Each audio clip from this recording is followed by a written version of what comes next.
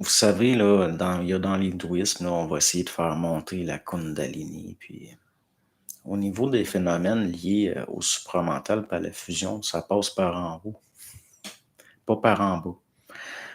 Ça se débloque pas en montant, ça se débloque en descendant. C'est momentané. Puis là, tout d'un coup, vous allez voir. Vous allez voir des choses, vous allez avoir une vue claire de certaines choses. Pas besoin de. Tandis que des fois, ça va être encore plus frappant que des gens qui ont une pratique spirituelle pendant des décennies.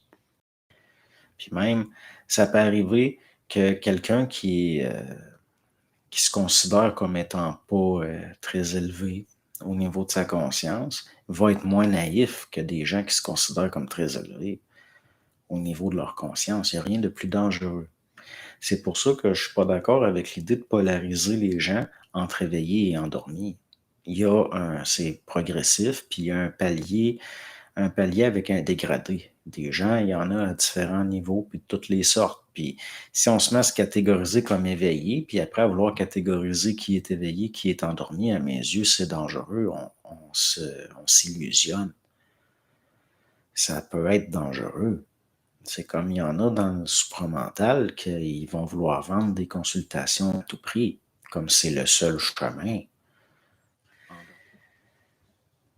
Ben, le pire, c'est que moi, j'ai fait des exercices de suppression sensorielle juste par curiosité expérimentale.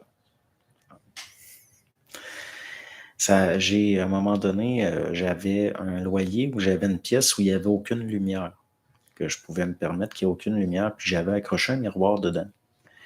Puis j'avais décidé que j'allais m'enfermer là, puis me mettre face au miroir, puis que j'allais rester là tant que je ne verrais pas les effluves magnétiques de mon corps vital. J'ai fini par voir quelque chose. Mais est-ce que c'est pas parce que justement j'ai créé un besoin? Donc après, j'ai engendré une perception.